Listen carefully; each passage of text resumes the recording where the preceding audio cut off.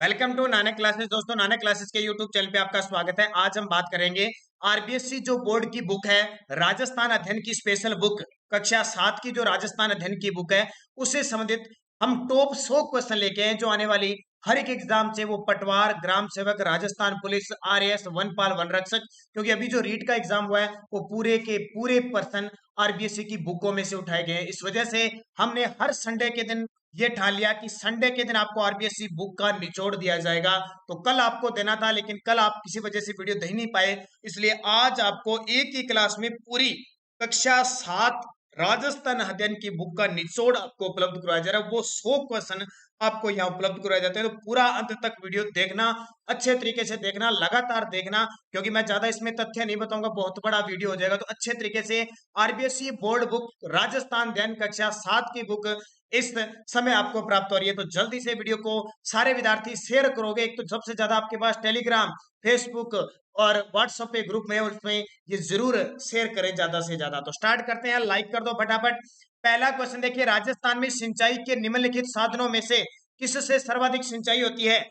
अध्याय नंबर 1 से लेकर जितने भी इंपॉर्टेंट जो अध्याय दिए हुए हैं, चाहे वो ज्योग्राफी है, चाहे पॉलिटिकल है, चाहे हिस्ट्री है, चाहे कला संस्कृति, वो सबका निचोड़ यहाँ पे आपको उपलब्ध मिलेगा।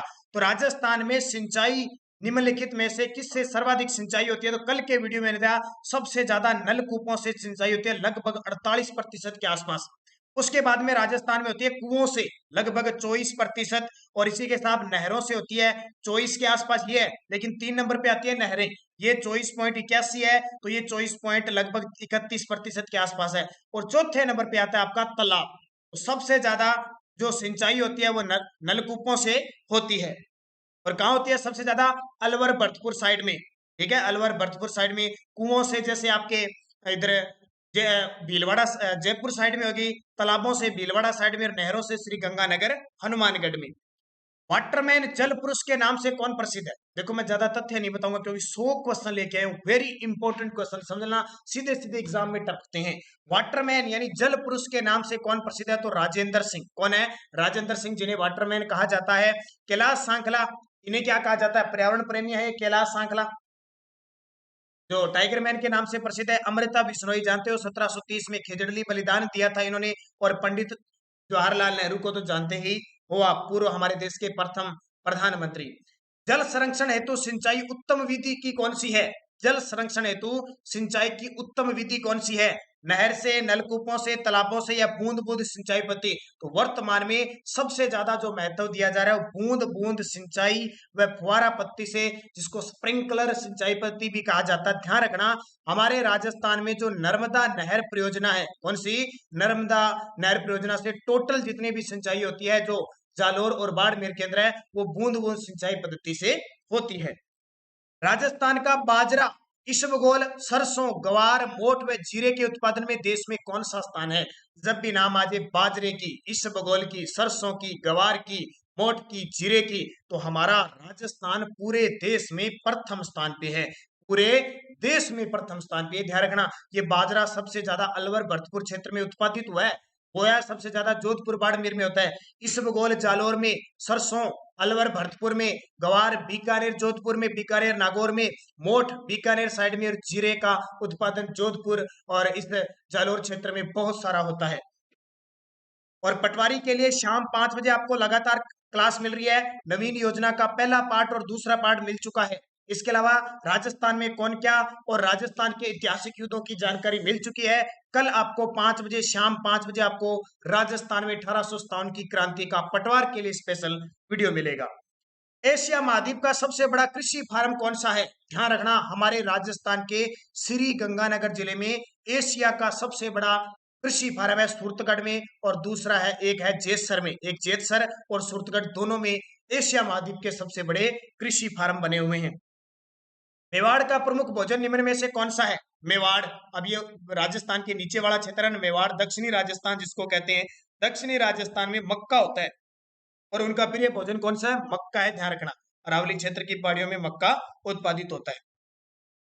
कपास, गन्ना, तंबाकू आदि किस प्रकार की फसल है? देखो, ये कक्षा 7 क्लास 7 की बुक राजस्थान अध्ययन से लिया गया है। अब ये दिमाग लगाओ कि कक्षा 7 का जो बच्चा होता है उसका आईक्यू लेवल कितना हो सकता है, उसी आधार पे यानी 13 लगभग 13 से 14 वर्ष का जो बालक होता है उसका आईक्यू लेवल बुद्धि लब्धि कितनी की होती है उस आधार पे ही क्वेश्चन है। और अभी आपने रीट देखा होगा, पिछला राजस्थान पुलिस देखा होगा, कृषि पर्यवेक्षक, उतनी बुद्धि लब्धि से हिसाब से क्वेश्चन आ रहे हैं।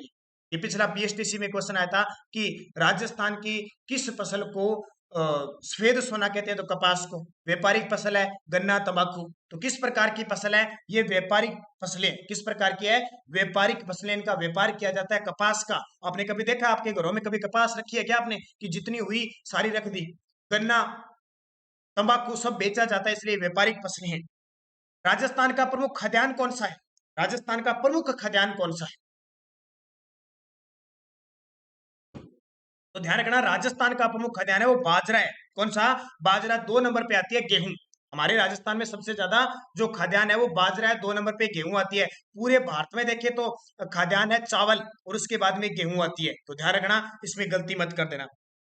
इंदिरा गांधी नहर से राजस्थान के किन जिलों में सिंचाई होती है? इंदिरा गांधी नहर से राजस्थान के किन जिलों में सिंचाई होती है? तो जाहिर सी बात है राजस्थान के 8 जिलों में सिंचाई होती है और 10 जिलों में पेयजल मिलता है। तो उपयुक्त सभी हो जाएंगे। गंगानगर में भी होती है, बीकानेर में भी होती है, हनुमानगढ़ में भी क्या होती है? सिंचाई होती है। इसके अलावा जैसलमेर में भी होती है, गडरा रोड तक पहुंच गए, जोधपुर का साइड है। इस प्रकार 8 जिलों में सिंचाई होती है।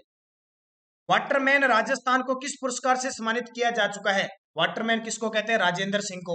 इनको कौन सा पुरस्कार मिल चुका है? बहुत बड़ा पुरस्कार है, रेमन मैक्स से पुरस्कार मिल चुका है। रेमन मैक्स से पुरस्कार आज तक राजस्थान के 3 व्यक्तियों को ही मिला है। ध्यान रखना, राजस्थान के 3 ही व्यक्तियों को मिला है रेमन मैक्स से अवार्ड। और इसमें कौन शामिल है? राजेंद्र सिंह। राज्य राज्य की जोधपुर मंडी किसके लिए प्रसिद्ध है? राज्य की जो जोधपुर मंडी है, मोठ के लिए, धनिया के लिए, जीरा के लिए, बाजरा के लिए? तो ध्यान रखना, जोधपुर मंडी जीरा के लिए प्रसिद्ध है। हमारी जीरा मंडी कहाँ पे है? जीरा मंडी। तो जीरा मंडी जोधपुर के अंदर। सीधे सीधे क्वेश्चन है, 100 क्वेश्चन है, इसलिए थोड़ा टाइम लगेगा, तो मैं सारे ऐसे बता रहा हूं आपको। राजस्थान राज्य कृषि विपणन बोर्ड की स्थापना कब की गई? अब देखो, आरबीएससी की राजस्थान अध्ययन की कक्षा 7 का बच्चा ये क्वेश्चन पढ़ रहा है। राजस्थान राज्य कृषि विपणन बोर्ड की स्थापना कब की गई? वर्ष 1974 में। कब? वर्ष 1974 में। राज्य की कोट्टा मंडी किसके लिए प्रसिद्ध है? राज्य की जो कोट्टा मंडी है वो किसके लिए प्रसिद्ध है? कोट्टा की जो मंडी है वो किसके लिए प्रसिद्ध है? तो याद रखना, धनिया के लिए प्रसिद्ध है। किसके लिए? धनिया। देखो, जीरा जोधपुर है और बाजरा जो होता है वो सबसे ज्यादा, वैसे तो वर्तमान में जो नई रिपोर्ट है उसके अनुसार सबसे ज्यादा अलवर में हुआ है और बाड़मेर जोधपुर में इसकी सिंचाई यानी सबसे ज्यादा इसको बोया गया है। तो जीरा जो है जोधपुर का, धनिया है कोट्टा मंडी। और याद रखना, जोधपुर के अंदर, सॉरी बाड़मेर के अंदर बाजरे का अनुसंधान केंद्र स्थापित किया जाएगा। पीडीएस का पूरा नाम क्या है? पीडीएस। तो ध्यान रखना, सार्वजनिक वितरण प्रणाली। पीडीएस का पूरा नाम है सार्वजनिक वितरण प्रणाली। वह तंत्र या प्रणाली जिससे देश में गरीब लोगों को खाद्यान्न वितरण की सुविधा प्रदान की जाती है, वह तंत्र या प्रणाली जिससे देश में गरीब लोगों को खाद्यान्न वितरण की सुविधा होती है, यानी जो अपने खाद्य सुरक्षा से जुड़े लोग हैं उनको जो गेहूं दी जाती है ना, वो पीडीएस के तहत दी जाती है। पीडीएस का पूरा नाम बता दिया मैंने, सार्वजनिक वितरण प्रणाली। राजस्थान में प्रथम सूती वस्त्र मिल द कृष्णा मिल्स लिमिटेड की स्थापना कहाँ की गई? ये देखिए कितना इंपॉर्टेंट है।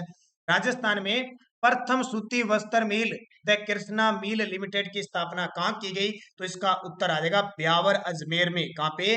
ब्यावर अजमेर में स्थापित की गई। कब? 1889 में the Krishna mill limited. Rajasthan में प्रथम सूती वस्त्र मिल द कृष्णा मिल लिमिटेड की स्थापना किस वर्ष? क्वेश्चन भी आ गया, ठीक है। तो 1889 में। कब? ब्यावर अजमेर में 1889 में। किस नाम से? द कृष्णा मिल्स लिमिटेड नाम से।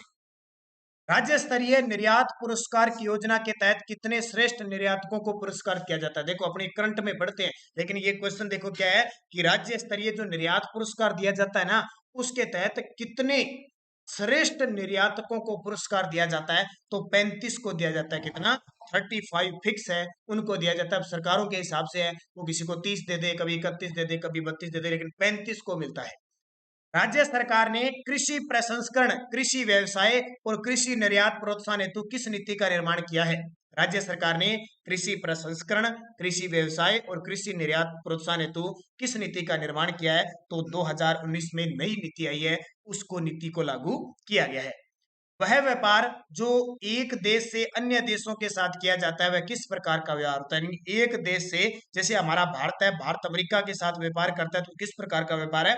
अंतरराष्ट्रीय व्यापार। कौन सा? अंतरराष्ट्रीय। वह व्यापार जो एक राज्य का अन्य राज्यों से हो वह किस प्रकार का व्यापार है? तो ये तो बहुत ही आसान से क्वेश्चन है।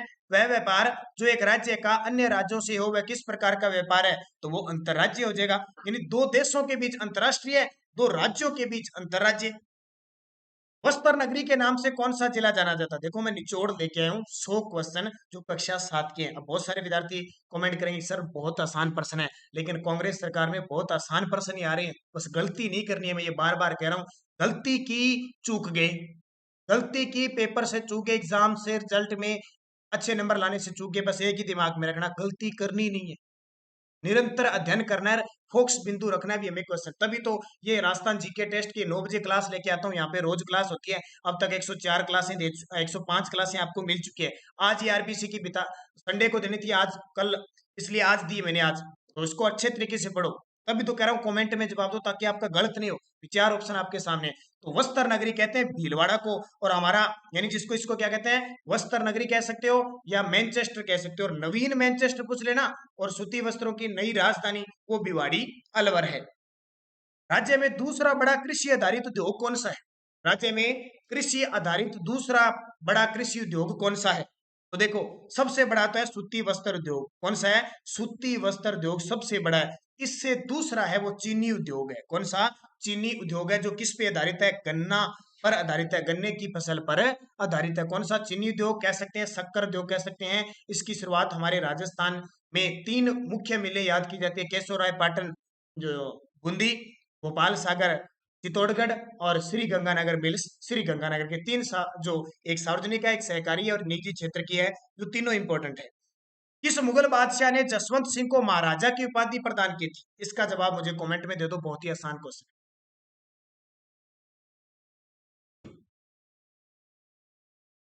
किस मुगल बादशाह ने जसवंत सिंह को, जसवंत सिंह प्रथम है ये, मारवाड़ का शासक है, महाराजा की उपाधि दी थी? ध्यान रखना, शाहजहां ने, मुगल बादशाह आया था शाहजहां, जो 1627 से लेकर और 1658 तक मुगल बादशाह रहा था। इसने मारवाड़ के शासक जसवंत सिंह, जो 1638 से 1678 तक गद्दी पर रहा था, उसको शाह महाराजा की उपाधि दी थी। इसको याद रखना। इसके बाद में शाहजहां के बाद में ये औरंगजेब के विरुद्ध युद्ध लड़ता है दारा सिकों के साथ। एक रीट के अंदर क्वेश्चन आया था कि जब जजिया कर लगाया था औरंगजेब ने 1679 में भारत में जजिया कर लगाया था, उस समय उत्तरी भारत में किस राजस्थान के राजा ने इसका विरोध किया था? तो वो राज सिंह थे, मेवाड़ के शासक राज सिंह, जो 1652 में गद्दी पर बैठते हैं और 1680 में इनकी मृत्यु होती है, 80-81 में मृत्यु होती है, वो राज सिंह थे। मिर्जा राजा जयसिंह के काल में 1662 ईस्वी में बिहारी सतसई लिखी गई, इसके लेखक कौन थे? बहुत ही खास, आमेर के शासक मिर्जा राजा जयसिंह, जो 1600 से लेकर और 1667 तक, ये सॉरी 1621 से लेकर 1667 तक आमेर की गद्दी पर बैठते हैं। जो 3 मुगल बादशाहों का काल देखते हैं, किस किस का? ये देखते हैं मिर्जा राजा जयसिंह, एक तो जहांगीर का, एक शाहजहां का और एक औरंगजेब का। 3 मुगल बादशाहों का काल देखते हैं मिर्जा राजा जयसिंह जी। उनके काल में बिहारी थे, कवि बिहारी, राजकवि बिहारी थे, उन्होंने बिहारी सतसई लिखी थी। राजपुताने का कर्ण किसे कहा जाता है? ये बहुत खास है। मुंशी देवी प्रसाद ने राजपुताने का कर्ण किसे कहा था? तो ध्यान रखना, राजपुताने का कर्ण जो बीकानेर के शासक थे महाराजा राय सिंह, बीकानेर के महाराजा राय सिंह, जो जहांगीर के मुख्य मुख्य मनसबदार थे, मुख्य सेनापति थे, मुगलों का आधार स्तंभ इन्हें कहते हैं, राय सिंह, इन्हें राजपुताने का कर्ण कहा जाता है। किस शासक का शासनकाल मारवाड़ का सूर्य युग कहा जाता है? मारवाड़, मारवाड़ का क्षेत्र पूछे तो जोधपुर वाला क्षेत्र है। मारवाड़ का सूर्य यानी स्वर्ण काल कहते हैं, हर तरीके से स्वर्ण काल कहते हैं, वो मालदेव थे। ये बहुत खास है, मैं पहले भी इस क्वेश्चन पे चर्चा तो ज्यादा नहीं करूंगा। 1531 में गद्दी पर बैठे, 1562 में इनकी मृत्यु हो गई। मालदेव को हसमत वाला शासक कहते हैं, 52 युद्धों का विजेता कहा जाता है। इन्होंने पाहिबा साहिबा का युद्ध लड़ा बीकानेर के शासक रावजेत सिंह के साथ, और 1544 को गिरी सुमेर युद्ध लड़ा शेरशाह सूरी के साथ। संगीत राज, संगीत मीमांसा, सूड प्रबंध आदि किसकी कृतियां हैं? बहुत इंपॉर्टेंट है। संगीत सार, संगीत राज, संगीत मीमांसा, बहुत सारे ग्रंथ हैं जो महाराणा कुंभा के द्वारा लिखे गए हैं। किसके द्वारा? महाराणा कुंभा, क्योंकि महाराणा कुंभा को स्थापत्य कला का जनक कहते हैं राजस्थान में, और भारतीय राजस्थान इतिहास का युग पुरुष कहा जाता है। बहुत बड़ा नाम है, हिंदू सुल्तान के नाम से ये जाना जाता है। बता देता हूं, 1433 में ये गद्दी पर बैठे थे और 1468 में इनके पुत्र उद्दा ने इनकी कटारगढ़ दुर्ग में हत्या कर दी थी। प्रसिद्ध ग्रंथ पृथ्वीराज रासो की रचना किस कवि द्वारा की गई? नाम सुना होगा आपने पृथ्वीराज, ये तो बहुत ही खास ग्रंथ है। पृथ्वीराज रासो ग्रंथ की जो रचना की थी वो चंद्र बरदाई ने की थी। चंद्र बरदाई, हालांकि कहते हैं कि चंद्र बरदाई ये ग्रंथ पूरा नहीं कर पाए थे, इस कारण जलहण इनका पुत्र था, जिलहण या जलहण ने ये कृति पूरी की थी। पृथ्वीराज रासो। फारसी इतिहासकारों ने किसे हसमत वाला शासक कहा है?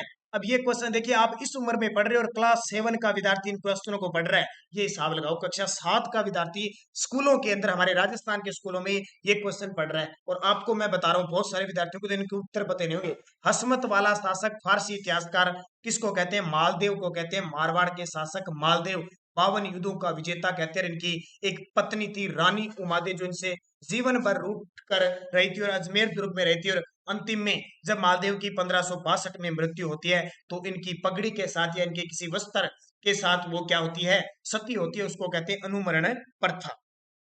पृथ्वीराज चौहान की माता का नाम क्या था?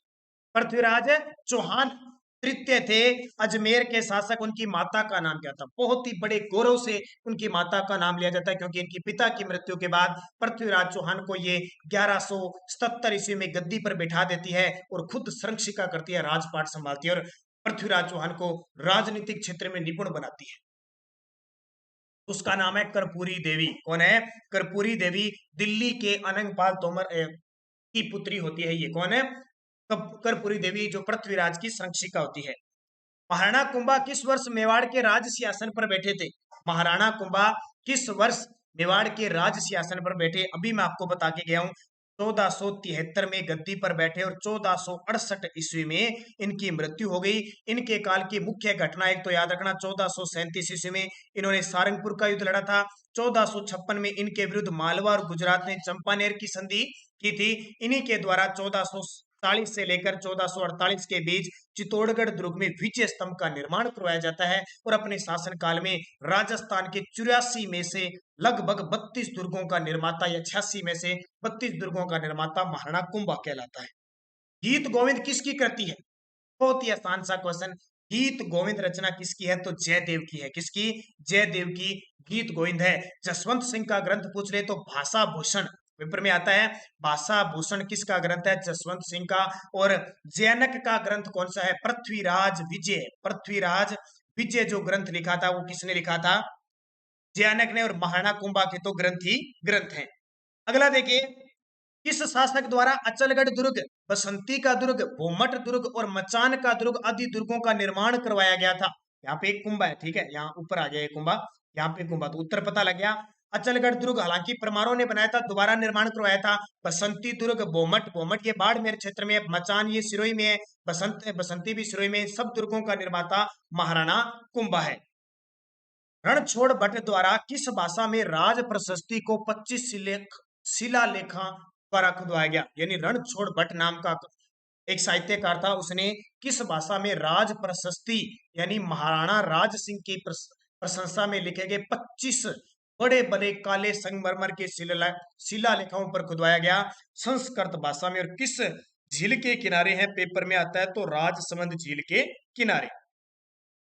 इस वर्ष मानगढ़ पहाड़ी पर आश्विन शुक्ल पूर्णिमा को संप सभा का अधिवेशन हुआ, जहां पर अंग्रेज सेना ने पहाड़ी को चारों तरफ से घेरकर गोलियां चलाई थी। तो ये आपको तारीख पता होगा, 17 नवंबर 1913 की बात है, जिसे हम जलियांवाला बाग हत्याकांड कहते हैं। ध्यान रखना, एक बच्चों के मैंने कई कमेंट देखे, एक थोड़ी कंफ्यूजिंग है कि सर जलियांवाला बाग हत्याकांड तो 13 अप्रैल 1919 को हुआ था और ये आप बता रहे हो 1913 को, तो ये जलियांवाला बाग कैसे हुआ?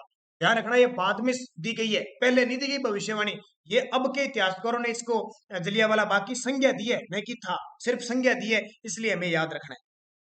बीकानेर प्रजामंडल की स्थापना किस वर्ष की गई? तो बिल्कुल आसान सा है आपके लिए, कोई मुश्किल नहीं है।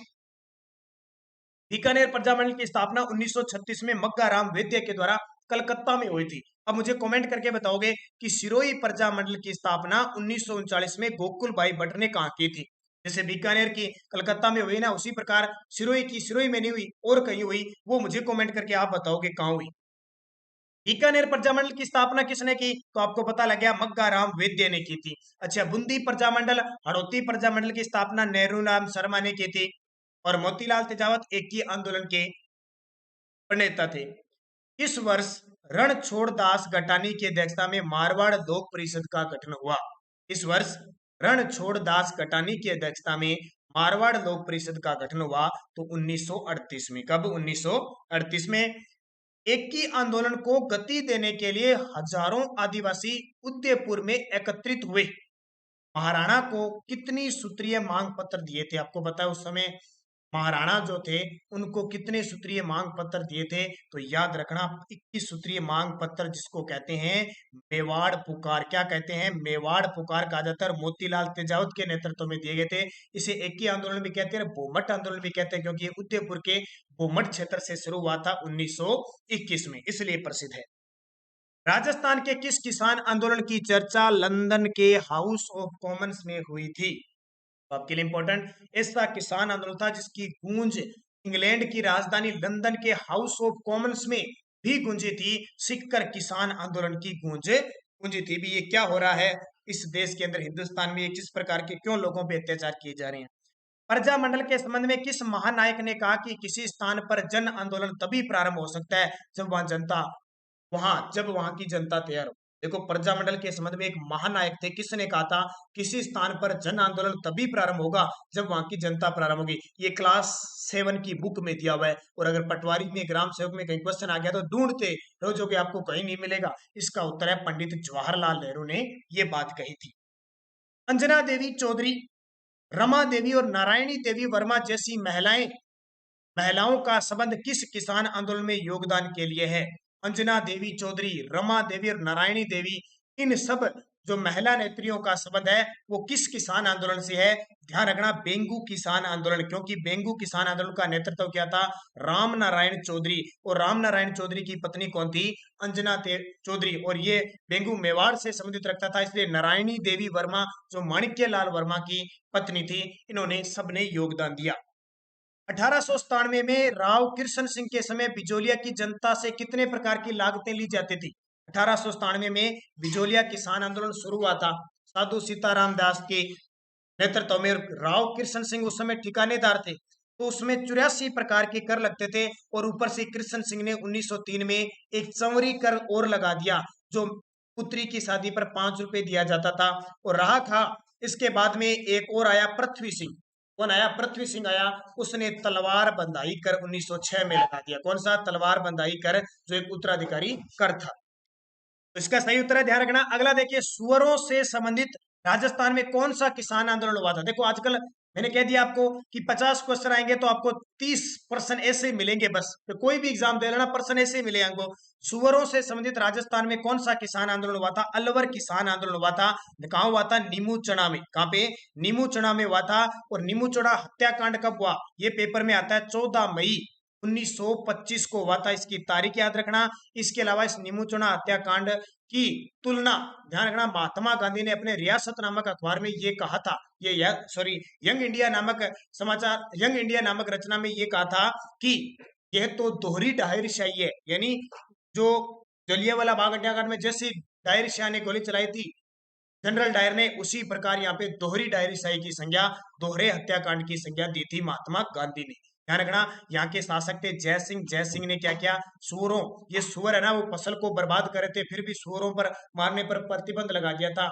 ठीक है, इस वजह से किसान आंदोलन हुआ।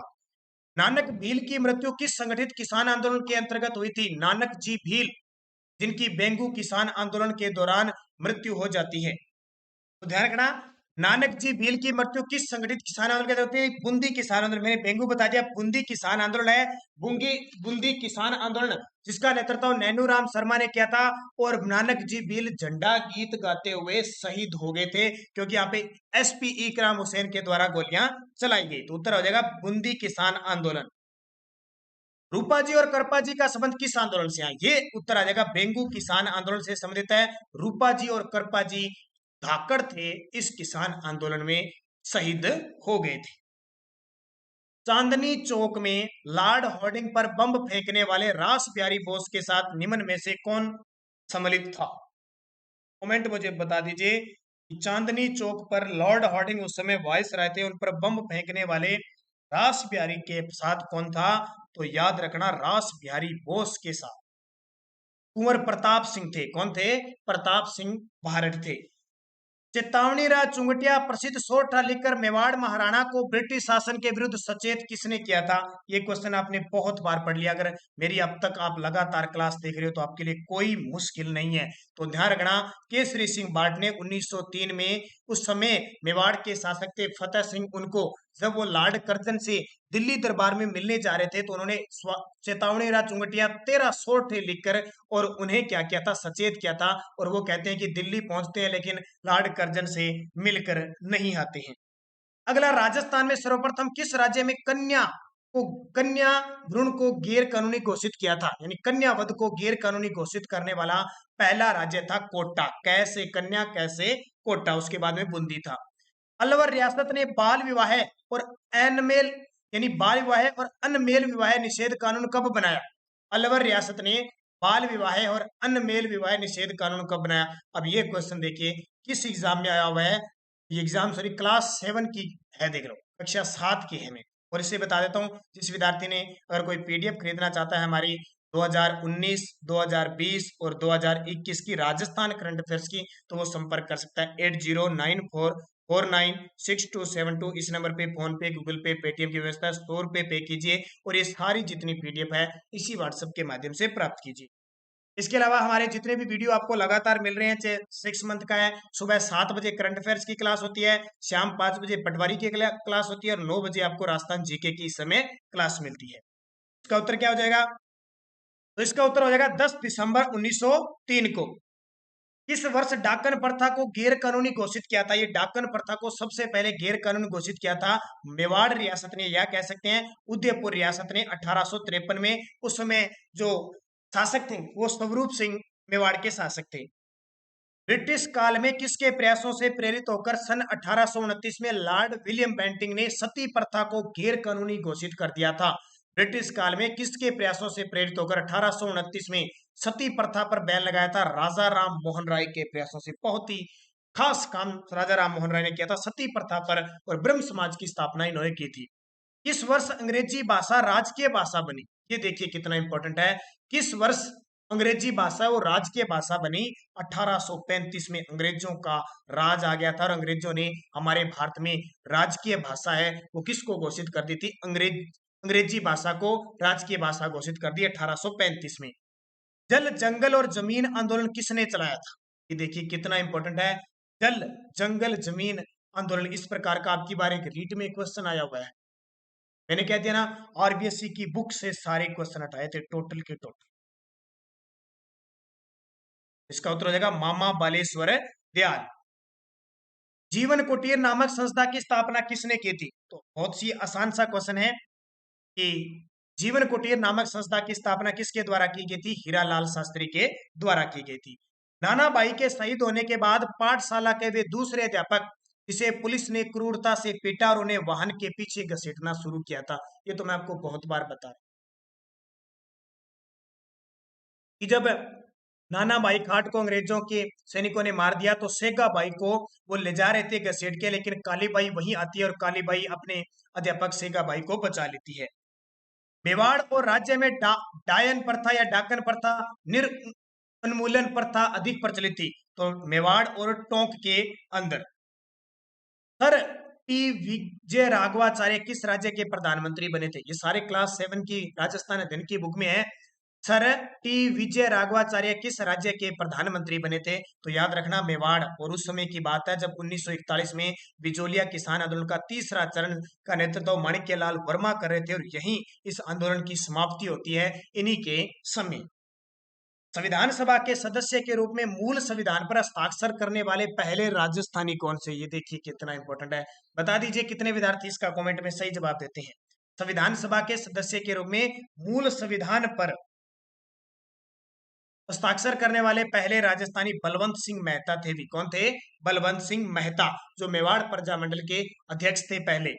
सत्य के प्रयोग, सत्य के साथ मेरे प्रयोग नामक पुस्तक के लेखक कौन है? ये तो आप जानते हो। सत्य के प्रयोग, सत्य के साथ मेरे प्रयोग बाजार में खूब आती है पुस्तक और आपने पढ़ी होगी अगर किसी को टाइम मिला होगा तो महात्मा गांधी की ये पुस्तक है।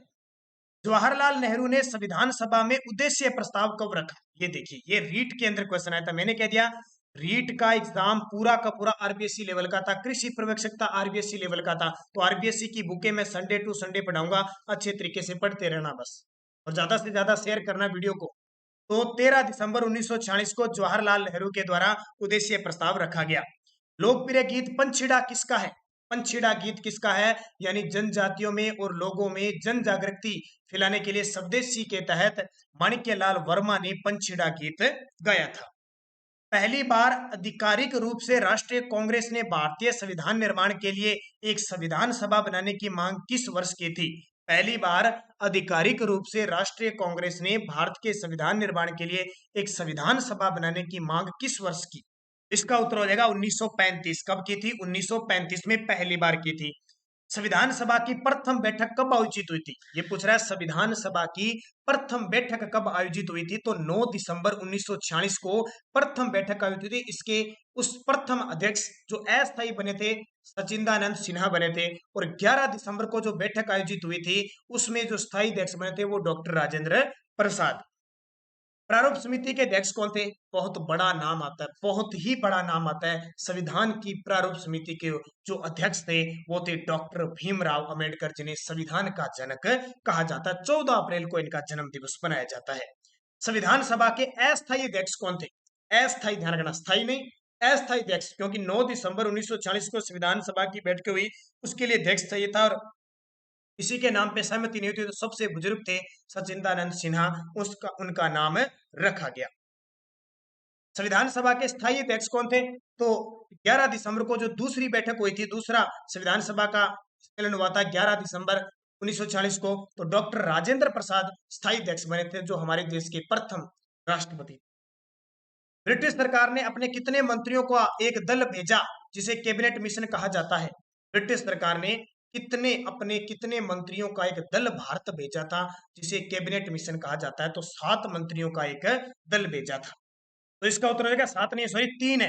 3 है, मैं आपको बता देता हूं। 1946 के अंदर उस समय इंग्लैंड के प्रधानमंत्री थे एटली, उन्होंने भारत में एक 3 सदस्य यानी उच्च स्तरीय शिष्टमंडल भेजा था, जिसमें 3 सदस्य थे। एक तो लॉर्ड पैथिक लॉरेंस थे, लॉर्ड पैथिक लॉरेंस थे, वो भारत सचिव थे। एक स्टेफर्ड क्रिप्स थे, कौन थे? स्टेफर्ड क्रिप्स थे। और एक थे अलेक्जेंडर। तो 3 थे इस कैबिनेट के अंदर, ब्रिटिश कैबिनेट के अंदर 3 सदस्य थे। ध्यान रखना, 3 मंत्रियों का ये समूह था। और इसका प्रस्ताव जो था वो 24 मार्च 1946 को ये प्रस्ताव रखा गया और पास हुआ 16 मई 1946 को। प्रतिवर्ष संविधान दिवस कब मनाया जाता है? ये आपके लिए बहुत इंपॉर्टेंट है। प्रतिवर्ष 26 नवंबर को संविधान दिवस बनाया जाता है। ध्यान रखना, पहले इसे कानून दिवस के रूप में बनाते थे, अब संविधान दिवस के रूप में, क्योंकि 26 नवंबर 1949 को जब हम उद्देश्य का प्रस्ताव पढ़ते हैं तो इस समय हमारा लगभग जो संविधान है वो तैयार हो चुका था। राजस्थान मूल के प्रवासी बनारसी दास झुंझुनूवाला किस राज्य से संविधान सभा के सदस्य चुने गए थे? आपको पता है ना, संविधान सभा में 14 सदस्यों को राजस्थान के चुना गया था। तो राजस्थान मूल के प्रवासी जो बनारसी दास झुंझुनूवाला थे, उनका संबंध बिहार राज्य से था। राजस्थान राज्य जैव विविधता बोर्ड की स्थापना किस वर्ष हुई? ये बहुत इंपॉर्टेंट है। राजस्थान राज्य जैव विविधता बोर्ड की स्थापना 2010 के अंदर हुई थी। सही जवाब 2010 में। किस जिले में सरिस्का बाग परियोजना स्थित है? बहुत ही आसान सा क्वेश्चन है। सरिस्का बाग परियोजना यानी बाग परियोजना भी है ये, तो ये कहाँ की है? तो सरिस्का अलवर के अंदर है। फुलवाड़ी के नाल अभ्यारण्य किस जिले में है? फुलवारी की नाल अभ्यारण्य, तो फुलवारी की नाल अभ्यारण्य उदयपुर केंद्र है। कहाँ पे? उदयपुर में। केवलादेव राष्ट्रीय उद्यान कहाँ पे है? ये केवलादेव राष्ट्रीय उद्यान भी है, अभ्यारण्य भी है, रामसर साइट में भी घोषित है, और इसके अलावा यूनेस्को की विश्व विरासत सूची में भी शामिल है। तो ये कहाँ पे है? केवलादेव या घना पक्षी विहार भरतपुर के अंदर है, जिसे पक्षियों का स्वर्ग कहते हैं। खनिजों की दृष्टि से राजस्थान का कौन सा भाग समर्थ है? अपने राजस्थान में खनिजों की दृष्टि से अरावली पर्वतीय प्रदेश है, यहाँ पे लगभग 70% धात्विक खनिज निकलता है। राजस्थान में सोने की एकमात्र खान कहाँ स्थित है? राजस्थान की एकमात्र सोने की खान कहाँ स्थित है? तो ये ध्यान रखना, अनंतपुरा बुखरिया या अनंतपुरा भूखिया जिसको कहते हैं, बुखारिया कहते हैं, बांसवाड़ा में। केसरपुरा जो प्रतापगढ़ या चित्तौड़गढ़ के अंदर है, वैसे केसरपुरा ये हीरे की खान है, ध्यान रखना। और देबारी ये सीसा जस्तार इनके लिए प्रसिद्ध है ज्यादातर, और बेणेश्वर डूंगरपुर में धाम है। राजस्थान राज्य खनिज विकास निगम लिमिटेड की स्थापना कब हुई? राजस्थान राज्य खनिज विकास निगम लिमिटेड की स्थापना कब हुई? इसका उत्तर हो जाएगा 1 नवंबर 1979 को राजस्थान राज्य खनिज विकास निगम लिमिटेड की स्थापना हुई थी, याद रखना। वर्तमान में राजस्थान में 81 प्रकार के खनिज निकाले जा रहे हैं, जिसमें से 57 प्रकार के खनिजों का दोहन हो रहा है। वर्तमान की बात कर रहा हूं मैं। राजस्थान में परमाणु केंद्र कहाँ स्थित है? परमाणु ऊर्जा संयंत्र राजस्थान में कहाँ स्थित है? रावत भाटा चित्तौड़गढ़ में है। ये वही रावत भाटा चित्तौड़गढ़ है जिसकी आकृति इल्ली के समान यानी घोड़े के नाल के समान है। रावत भाटा चित्तौड़गढ़, ध्यान रखना, इंपॉर्टेंट है, पूछा जाता है। ये भारत का दूसरा है, तारापुर महाराष्ट्र के बाद, और राजस्थान का पहला है। छबड़ा बारा परियोजना कहाँ स्थित है? छबड़ा पावर जो प्रोजेक्ट है वो कहाँ पे है? छबड़ा बारा के अंदर है। केंद्रीय शुष्क बागवानी संस्थान कहाँ पे स्थित है? ये याद रखना, केंद्रीय शुष्क बागवानी संस्थान। बागवानी का नाम आए तो आपको बीकानेर करना है। केंद्रीय शुष्क अनुसंधान केंद्र पूछे, वो काजरी है, वो काजरी जोधपुर में। काजरी और आफरी ये दोनों मुख्यालय जोधपुर में है, जबकि केंद्रीय शुष्क बागवानी संस्थान पूछे तो बीकानेर में है। राजस्थान में सबसे पहला राष्ट्रीय उद्यान कौन सा था? राजस्थान में पहला राष्ट्रीय उद्यान रणथंभौर था, दूसरा सरिस्का था। ठीक है, पहला रणथंभौर, दूसरा सरिस्का, तीसरा जो मुकुंदरा हिल्स है। राजस्थान में निम्नलिखित में से किस स्थान पर उड़न गिलहरियां पाई जाती है? तो इंपॉर्टेंट है, ध्यान रखना। थोड़ा सा क्वेश्चन मैं रिपीट करता हूं वापस। राजस्थान में सबसे पहले राष्ट्रीय उद्यान बना था रणथंभौर, एक था, दूसरा केवलादेव था, और तीसरा मुकुंदरा हिल्स था। यही मैंने सही करवा दिया, मैंने सरिस्का बोल दिया था, वैसे नाम आ गया था। तो राजस्थान में सबसे पहला राष्ट्रीय उद्यान रणथंभौर था, दूसरा केवलादेव था, और तीसरा मुकुंदरा हिल्स। वर्तमान में 3 ही राष्ट्रीय उद्यान है, ध्यान रखना। तो ये सरिस्का बाघ परियोजना थी, ये दूसरी, ये ध्यान रखना। राजस्थान में निम्न में से किस स्थान पर उड़न गिलहरी पाई जाती है? ये तो आपको पता है कि उड़ने वाली गिलहरी कहां पाई जाती है, तो सीता माता वन्य जीव अभ्यारण्य जो प्रतापगढ़ के अंदर है वहां पाई जाती है। निम्नलिखित में से कौन सा वन्य जीव अभ्यारण्य करौली जिले में अवस्थित है? ये देखिए, सरल सा ही प्रश्न है आपके। तो वन्य जीव अभ्यारण्य केला देवी, करौली के अंदर केला देवी वन्य जीव अभ्यारण्य है। अगला देखिए, राजस्थान के निम्नलिखित जिलों में से किसमें बज्जू रिजर्व एरिया स्थित है? बिज्जू नहीं है ये बज्जू है। ठीक है, बज्जू क्षेत्र संरक्षित क्षेत्र है, वो किस जिले में है? तो बज्जू बीकानेर में है। और ये बिज्जू है वो उदयपुर जिले का वन्य जीव शुभंकर है। दोनों में कंफ्यूज, क्योंकि थोड़ा स्पीड से पढ़ते हैं ना, क्या बज्जू, ये बिज्जू है, ये बज्जू है, ये तो क्षेत्र है बीकानेर का, और बिज्जू वो उदयपुर का वन्य जीव ये वन्य जीव शुभंकर है। शेरगढ़ वन्य जीव अभ्यारण्य राजस्थान के किस जिले में है? तो शेरगढ़ वन्य जीव पूछे, शेरगढ़ अभ्यारण्य पूछे तो 12 में है। वैसे एक शेरगढ़ अभ्यारण्य जो शेरगढ़ दुर्ग है वो धौलपुर में भी है, और एक शेरगढ़ दुर्ग 12 में भी है, और शेरगढ़ वन्य जीव अभ्यारण्य वो 12 के अंदर है। बाबूजी की फड़ सुनाते समय किस मुख्य वाद्य यंत्र का उपयोग किया जाता है? ये देखो कक्षा 7 की बुक में दिया हुआ है। तो बाबूजी की फड़ सुनाते समय रावण हत्था बजाया जाता है। मैंने आपको सूत्र बताया था, कितनी बार बता दिया, राम पारा तेजा। इसको याद रखना, पेपर में बड़ा काम देगा। यानी रामदेव जी के जब फड़ सुनते हैं तो या भगत गीत तो मंजीरा बजाया जाता है। बाबूजी के रावण हत्था, देवनारायण जी के जंत्र बजाए, ये तीनों पेपर में आते आते हैं, तो इनको अच्छे तरीके से ढंग से पढ़ लेना।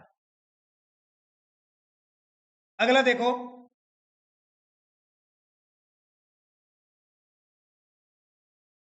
राजस्थान में सर्वाधिक महत्वपूर्ण लोक देवता कौन से माने जाते हैं? राजस्थान में सर्वाधिक महत्वपूर्ण लोक देवता कौन से माने जाते हैं? तेजाजी, सीधा ही पड़ा है तेजाजी, क्योंकि कबीर, तुलसीदास, सूरदास इनका संबंध राजस्थान से नहीं था, तो तेजाजी जिनका जो जन्म है वो खरनाल नागौर में हुआ था और इनका मुख्य मेला पर्वतसर नागौर में भाद्रपद शुक्ल दशमी को पशु मेला लगता है।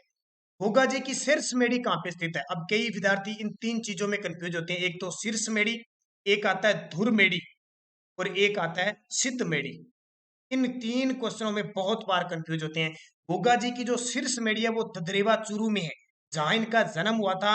और फिर ये मोहम्मद गजनवी के साथ युद्ध लड़ते हुए इनका शीश कट के जहां ददरेवा में गिरा था वो शीर्ष मेड़ी है। जबकि जो बाकी जो शरीर बच गया था इनका धड़ गिरा था, वो गिरा था नौहर क्षेत्र में, जहां वर्तमान में जिसका कहते हैं जो क्षेत्र है गोगामेड़ी के नाम से प्रसिद्ध है, वहां इनका धड़ गिरा था इसलिए धुरमेड़ी। और वहां चमत्कारों के लिए प्रसिद्ध है, यानी सिद्ध पीठ है वो, इसलिए इसको सिद्ध मेड़ी कहा जाता है। राजस्थान में ऊंट बीमार होने पर किस देवता की पूजा की जाती है? तो ये तो बहुत ही आसान है और अब की बार रीट के अंदर क्वेश्चन आया था, ध्यान रखना। ऊंट बीमार होने पर बाबूजी की पूजा की जाती है। बाबूजी को प्लेग रक्षक देवता लक्ष्मण का अवतार कहे जाते हैं, गायों के मुक्तिदाता कहा जाता है। और बाबूजी का जो जन्म हुआ था वो कोल्लूमंड जोधपुर में हुआ था। बाबूजी को अवतार किसका माना जाता है? तो मैंने बता दिया, लक्ष्मण का। और बाबूजी की घोड़ी कौन थी? ये सारे क्वेश्चन कक्षा 7 की बुक में। बाबूजी की घोड़ी, तो बाबूजी की घोड़ी का नाम था केसर कालमी। क्या था? केसर कालमी था। ये सुरसुरी या सुरसुरा स्थान किसके लिए प्रसिद्ध है? यहाँ तेजा जी की मृत्यु हुई थी, जहाँ सेंद्रिया नामक स्थान पर तेजा जी को नाग देवता ने डसा था। श्रृंगारी, ये श्रृंगारी है, तेजा जी की जो घोड़ी है ना उसी का नाम लीलन है। लीलन को ही क्या कहा जाता था? श्रृंगारी कहा जाता था। तो उत्तर हो जाएगा केसर कालमी। लोक देवता रामदेव जी का जन्म स्थान कौन सा है? तो लोक देवता रामदेव जी का जन्म है वो उड़कासमेर शिव तहसील बाड़मेर में इनका जन्म हुआ था, जबकि इन्होंने समाधि रुणेचा रामदेवरा के अंदर ली थी। और कोल्लूमंड में किसका जन्म हुआ था? तो याद रखना, कोल्लूमंड जो लोधी जोधपुर में बाबू जी का जन्म हुआ था। तेरह ताली नृत्य किस लोक देवता की भक्ति में किया जाता है? तो रामदेव जी के तेरह ताली नृत्य कामड़ जाति की जो महिलाएं होती है वो तेरह ताली नृत्य करते हुए मंजीरा वाद्य यंत्र का प्रयोग करती है। कामड़िया पंथ की स्थापना किसने की थी? तो रामदेव जी के द्वारा कामड़िया पंथ चलाया गया था। ध्यान रखना, पेपर में पूछा जाता है। कल्ला जी ऑप्शन आ गया। शेष नाग का अवतार कहते हैं, दो चार हाथों वाले देवता कहते हैं, दो सिर हाथों वाले देवता कहते हैं। इनकी जो छतरी है वो चित्तौड़गढ़ में है। बाबू जी के बारे में मैंने बता दिया। गोगा जी का जन्म ददरेवा चूरू में, और मुख्य इनकी जो मेड़ी है वो नौर हनुमानगढ़ में। ददरेवा दोनों जगह ध्यान रखना। गोगा जी जिन्होंने मोहम्मद जो गजनवी थे उनके साथ युद्ध लड़ा था, जहर पीर कहा जाता है इन्हें।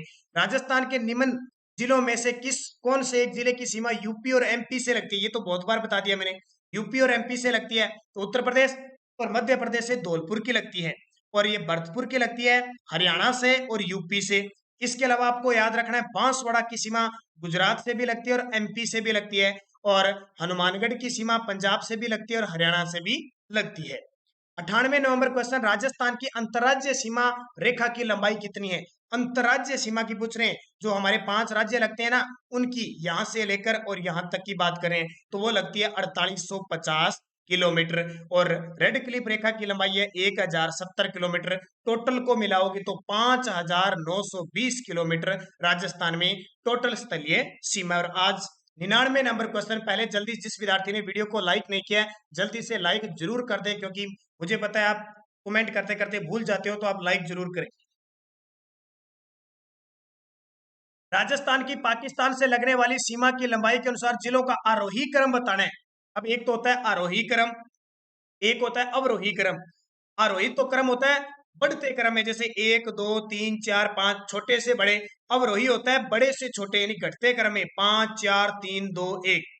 अब आपको यह पता होगा ना कि श्री गंगानगर की पाकिस्तान से सीमा लगती है 210 किलोमीटर, बीकानेर की लगती है 168 किलोमीटर, जैसलमेर की लगती है 464 किलोमीटर, और बाड़मेर की सीमा लगती है 228 किलोमीटर। तो आप अवरोही आरोही कुछ भी दे दे आप सही कर दोगे।